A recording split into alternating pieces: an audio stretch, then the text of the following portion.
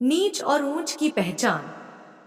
महाराजा विक्रमादित्य अपने देश की आंतरिक दशा जानने के लिए वेश बदलकर पैदल घूमने जाया करते थे। एक दिन घूमते घूमते राजा एक नगर में पहुंचे। वहां का रास्ता उन्हें मालूम नहीं था। राजा रास्ता पूछने के लिए किसी व्यक्ति की तलाश करने लगे। आगे उन्हें एक हवलदार अपनी वर्दी पहने हुए दिखा। राजा ने उसके पास जाकर पूछा, महाशय, अमुक स्थान जाने का रास्ता कौन सा है, कृपया बताइए। हवलदार ने अकड़ कर कहा, मूर्ख, तुझे दिखाई नहीं देता? मैं हाकिम हूँ, मेरा काम रास्ता बताना नहीं है। चल हट, किसी दूसरे से पूछ। राजा ने नम्रता पूर्वक पूछा, महोदय, यदि सरकारी आदमी भी किसी को रास्ता बता दे तो कोई हर्ज तो नहीं है। खैर, मैं किसी दूसरे आदमी से पूछ लूंगा, पर आप इतना तो बता दीजिए कि आप किस पद पर काम करते हैं। हवलदार ने गुस्से से कहा, अंधा है, मेरी वर्दी को देखकर पहचानता नहीं है कि मैं कौन हूं। राजा ने कहा, शायद आप पुलिस के सिपाही हैं। तो हवलदार ने कहा, नहीं, उससे भी ऊंचा। तब क्या नायक है? नहीं, उससे भी ऊंचा। अच्छा, आप हवलदार हैं? हवलदार ने कहा, अब तू जान गया कि मैं कौन हूं।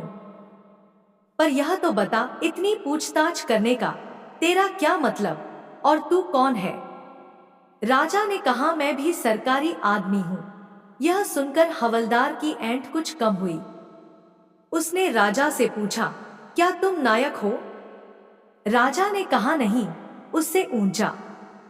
तब क्या आप हवलदार हैं? नहीं, उससे भी ऊंचा। तो क्या दरोगा है? उससे भी ऊंचा। हवलदार ने कहा, तो क्या आप कप्तान हो? राजा ने कहा, नहीं, उससे और भी ऊंचा। सूबेदार जी हैं? नहीं, उससे भी ऊंचा। अब तो हवलदार घबराने लगा। उसने पूछा, तब आप मंत्री जी हैं? राजा ने कहा, नहीं भाई, बस एक सीढ़ी और बाकी रह गई है। सिपाही ने गौर से देखा तो शादी पोशाक में महाराजा विक्रमादित्य सामने खड़े हैं। हवलदार के होश उड़ गए। वह गिड़गिड़ाते हुए राजा के पांव पड़ने लगा और बड़ी ही विनम्रता से अपने अपराध की माफी मांगने लगा। राजा ने कहा, माफी मांगने की कोई जरूरत नहीं।